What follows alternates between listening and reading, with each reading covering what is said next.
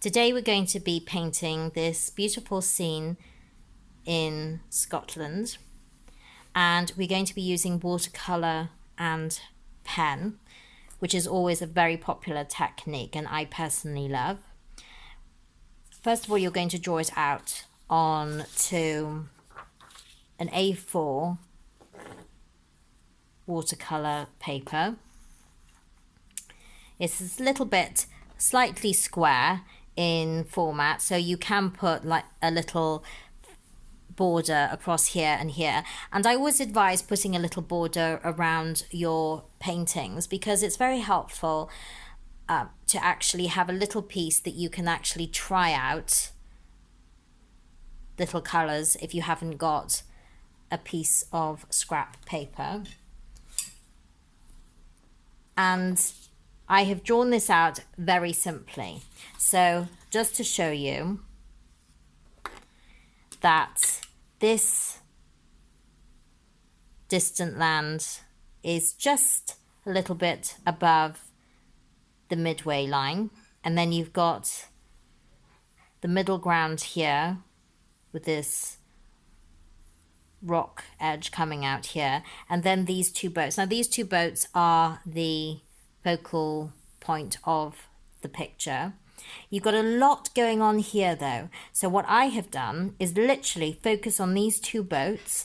I've drawn across this horizon here, and you literally have got just the two boats here with the distance going towards the back. So draw that out first, sort out your colours, put your colours out onto your palette, and then we will begin. Now you've got all your colours ready, some water, tissue, big paintbrush. You can either use the big paintbrush or your Chinese brush because it holds a lot of water. We're going to paint the sky, and we're just going to splash on some water. I want you to go over the back mountain as well and make sure that's really wet.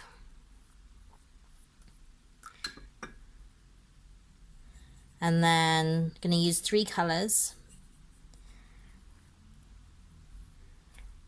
Some Cobalt on the top, going down in the diagonal because there are some clouds there. And then going to put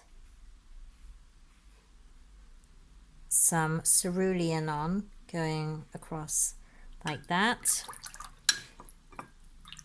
Clean the brush really thoroughly. You can always go over that with a damp brush, and then just a little shade right at the bottom, literally overlapping the mountains, is a little bit of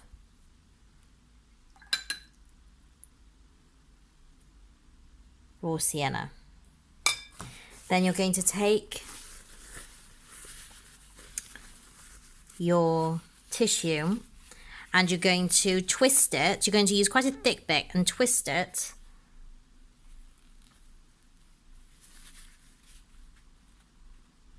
or put it into like a little ball like that and just bring it across.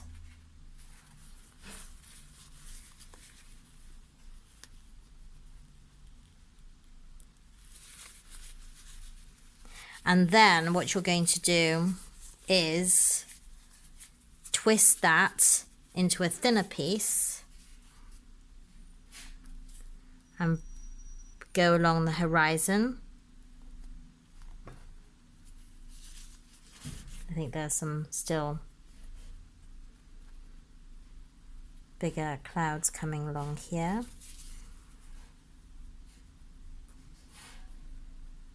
The beauty of this, of putting these clouds in like this, is as it's drying, it will take out less paint. So when you put the tissue down first, when it was very wet, you can see that a lot of paint has come out and it's really quite white. But as it's drying and I've gone back into this, it's become less. So it's become, you get different tones in the sky as well, and sort of more wispy. And also don't forget you can either use the tissue is a tool, so you can either use it in a rounder way, like as in so fluffy clouds, but do not just do that all over, because I've seen students go like this over and they just have like balls of cotton wool just in a row. So what you do is take a thicker piece. You can double up the tissue paper, take a thicker piece and get longer clouds. And then when you go down to the horizon, you do a thinner piece. And if you go across like that, as I have shown you, get these little wispy clouds going along here, like that. Okay. And as you can see, we've got beads here. So all you have to do is take your tissue, lean it gently towards you, and just go across here. Because if you lean it back, you might get cabbages. And the reason why I have put a little bit of raw sienna on the bottom, and it hasn't gone green, by the way, by mixing with the cerulean, because it was very diluted here. If you mix that with strong cerulean and strong raw sienna, yes, it will be a green tinge, but if you use quite a bit of water, it won't. But this will give it a misty, hazy quality that you see when you look into far distant mountains or hills. So I will leave you to do that and come back to do the far mountains and middle section. For the distant mountains, you want it to be almost a reflection of the sky, as if it is actually going off into the distance. And also a little tip, I have actually left this pencil quite heavy just so you can see on the video, but I would actually soften that with a rubber, or just remember not to put the pencil in so hard, because you want to have a soft line on here. And also, so what I have done is I've mixed a little bit of the cobalt with a little bit of the raw sienna.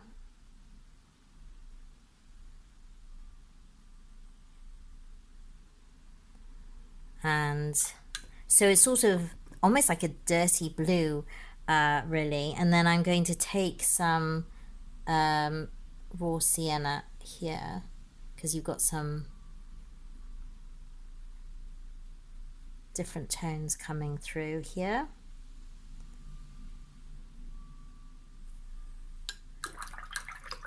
And basically just leave it like that. But it was a little bit more water in it, so it was diluted, not very, very heavy. And don't forget, the watercolor dries 50% lighter than when you put it down. Then take a little bit more of the raw sienna with the cobalt.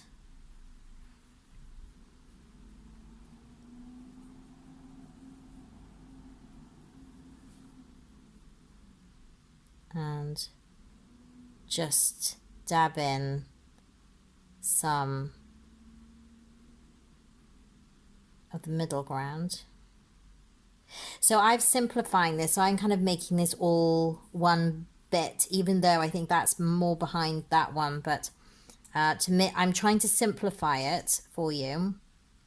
And so I'm dotting it around so that we have these little areas, little catches of light in it as well.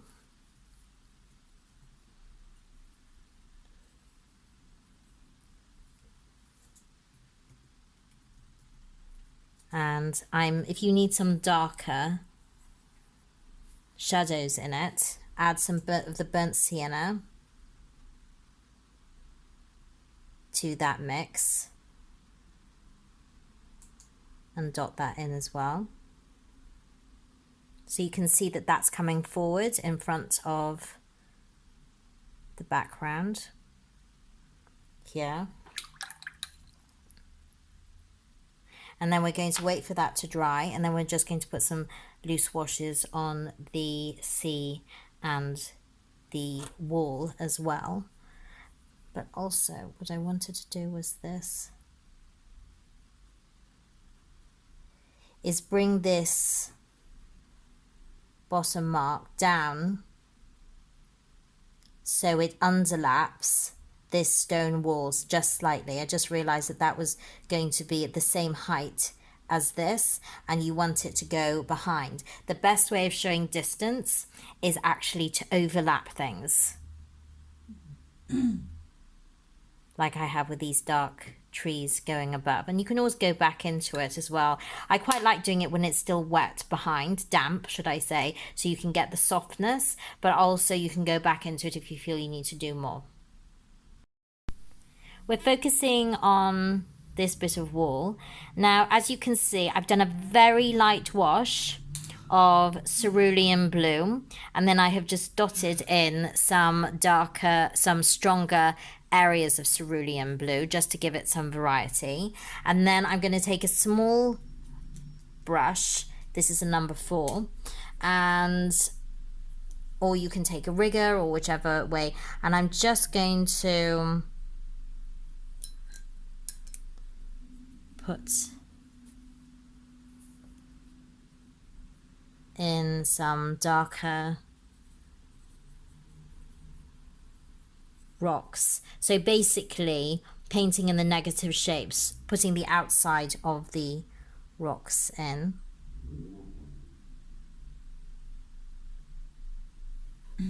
Making sure to leave a light area right on top so that that bit is divided from that.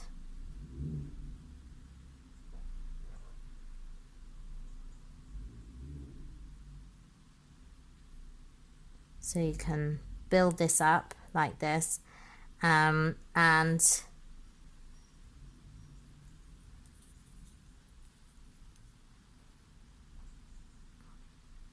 put in certain areas that are darker or lighter.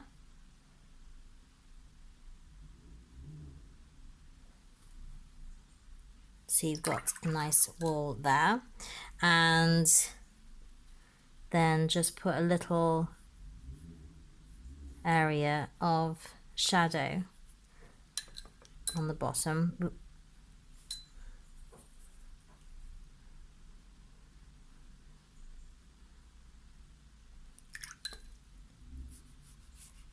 I'm just going to leave that quite light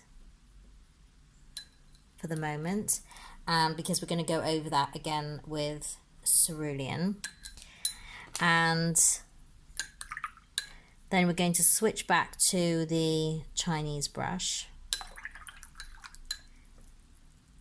and put a very, very, very light wash back here. And when I mean light, I mean really light, so it's barely, you can barely see it at all. And I would drag your brush, the tip of the Chinese brush, across so you get some highlights in there. So I don't want you just to fill it up. And then as you're coming forward, you can start filling up the brush a little bit more with cerulean, stronger cerulean, leaving those light bits here.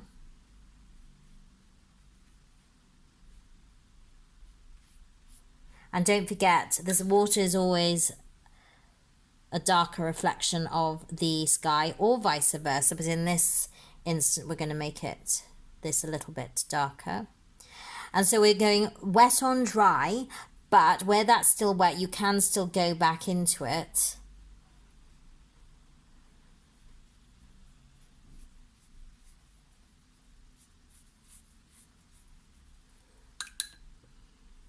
and put some cobalt on as well while it's still wet, as we have got here.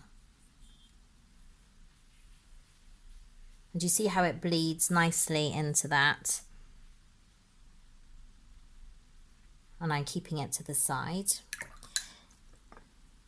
And if you've got a heavy edge here, which you don't like, dampen the brush, clean it, and then soften that. Can you see? And you can tease it out. I would leave some of these white bits here as a reflection, but I would make it streaky going across, and you can bring that across the reflection as well. Do not go across your boats, but you can go across the reflection like that.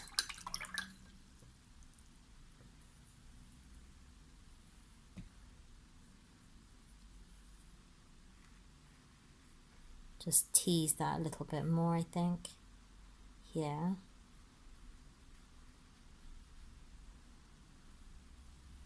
So you've got some nice reflection coming along here, but it's still light going towards the back. If you think that that is too dark, you can take some tissue and just take that out. And so you've just got that distance here, and then you've got the deeper blues coming along. And what we're going to do is wait for this to dry, and then we'll go back in and put in the shadow on top of it. Now that that is dry, I'm just going to put in the reflection of the wall. So I'm using Cobalt, just with little strokes going across. And then I'm going to mix a teeny tiny bit of burnt sienna, just to actually make it a little bit darker.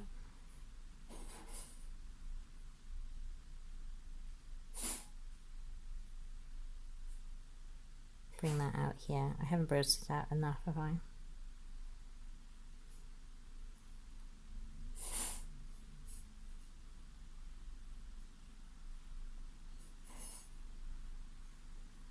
Well, I like those light bits coming down, so try to keep that in.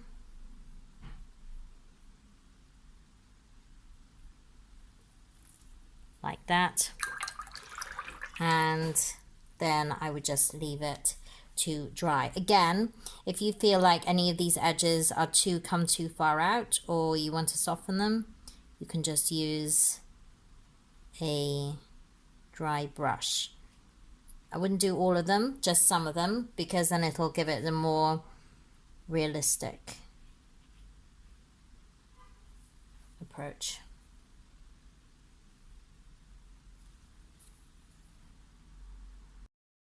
I've started putting in the little windows with a mix of cobalt and a tiny bit of burnt sienna to make that dark blackish colour. And please don't fill in each square though of the window, because you will see shafts of light through it, and we want to use the ink on that as well.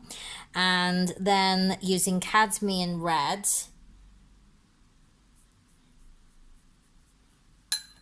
I would use quite strong Cadmium Red and put that on the far left, but you can see that it's turning around, that the light is hitting it, so you want to clean the brush and then drag that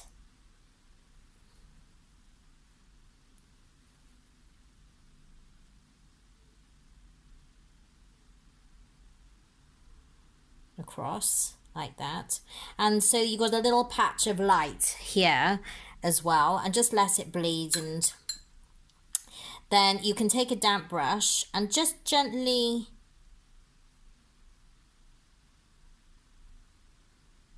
touch on that area so that it bleeds into the reflection.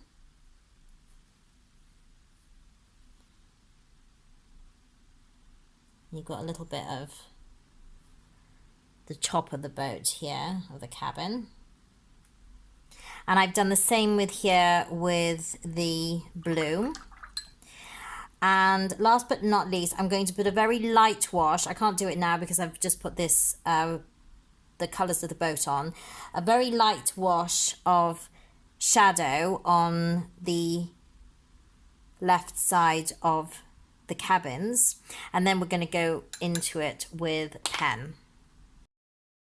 So this is the really fun part, or the part that I really enjoy, and it's using the pen. So I have got a uni pen fine line, and it is a 0.8. You can get them in different widths. I'd go for anything, if you're buying one, go for anything from 0.5 to 0.8. And what you want is, well, it really depends on your style, but I prefer a sketchy style when drawing out with pen. And I would make sure that this is all very dry. Also, make sure that it's waterproof, because it'll say water and fade proof on it. Because if, for example, I go over this with ink, but then I decide, oh, that needs a little bit of touching up, I want to do some more watercolor here or there, then I can do that without fear of it smudging. So you just want to put in some simple lines. Personally, I would try to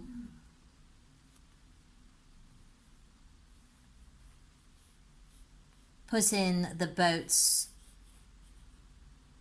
first because they're quite solid. Those are your main feature. I would not go over the distant mountains. That's just me. You can if you want. The reason why is because I want your focus to be on here, and the pen is quite hard, obviously, and dense, and so the pen strokes will bring your eyes to the foreground of the picture rather than in the distance, and you don't really need it. And then you can put some little lines and details.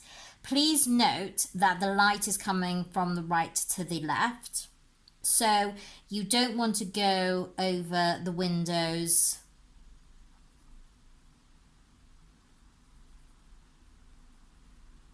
completely.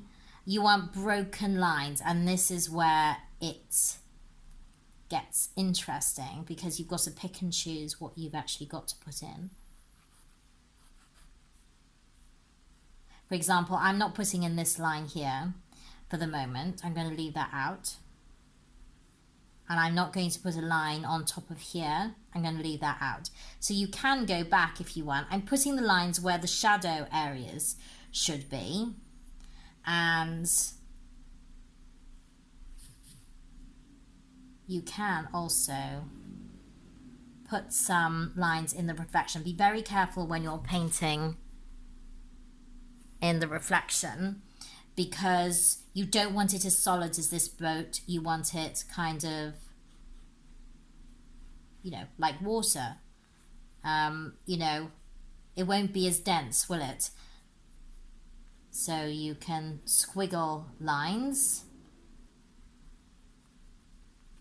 and just leave it like that. Just checking that this is actually dry.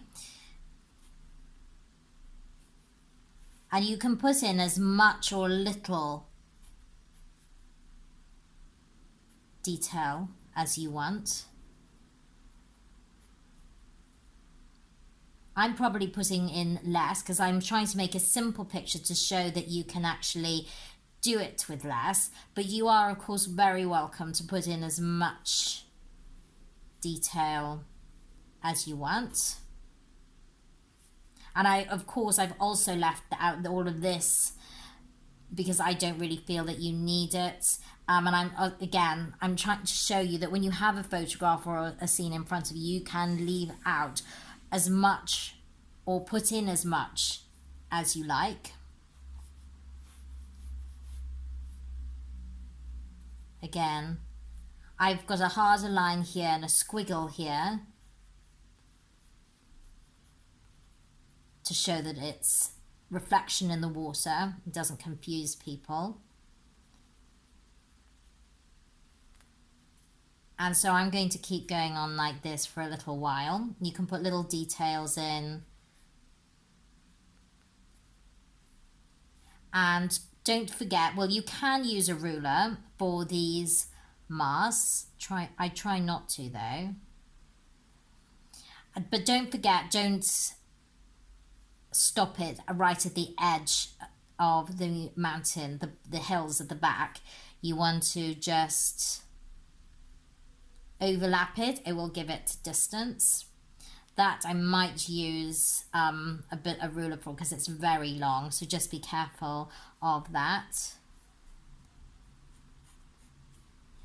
So I'm just going to carry on with this. Oh, and there's another thing. You can either leave the shadow as watercolor, or if you want, you can put lines or cross-hatching if you want. But if you do that, you've got to do it on every, that's why I'm doing it on every bit where you've got the boats as well. And so I'm going to go and put this tire in here and put some little bits and bobs. And you can also, if you wanted to do, you can put some of these reflections in and go over that, which is quite nice. You could even put some of this brickwork in if you wanted to, or leave it out. What I'm trying to encourage you to do is not only copy exactly what I'm doing, but to actually make your own decisions, because some of you may like just the ink here, and some of you might like a bit more ink in certain places. So I'm just trying to point out options that you have as well. So I'm going to do a little bit more and then I'm going to get back to you. The last bit, I've just been adding some more ink on here, and as I said to you, and some details, when you might look at this and think, oh, that needs a little bit more work, but more paint. So what I'm doing here is I'm just adding a little bit of cerulean just to the back, not taking it right up into the distance, but leaving it there, so that to bring out this cabin a little bit more, because I thought it needed it. But also leaving, do you remember how we did that? I just painted it straight on, leaving the light. You can do that as well. If you feel that it's bleeding too much up, you can bring that across and take it out. And what I have actually done is put some deeper red along the bottom here, because the shadow is always deeper, obviously, than the color. And at the same time, I had put some cobalt shadow in here, and I had actually let it deliberately bleed into each other just to add a little bit more of a wash. Don't forget to put the reflection of the pearls into the water, but make sure that it is a squiggly broken line. Can you see that? And I put little details in with the tires and whatever hanging on the side, and you can see little bits of detail there. Again, I've left out all of this stuff here. You're very welcome to put it in, but actually I think it's a lovely peaceful picture without it. So you can just see it here like that. So I hope you enjoy the picture. Don't forget to put the shadow on the cabins, and I haven't actually done much else to it. I've literally kept the ink here, put a little bit of ink here. I've even put some little trees in, but I have not touched the hills because it just would, I feel, flatten the picture. So I hope you enjoy the pen and wash as much as I did, and I look forward to seeing your results.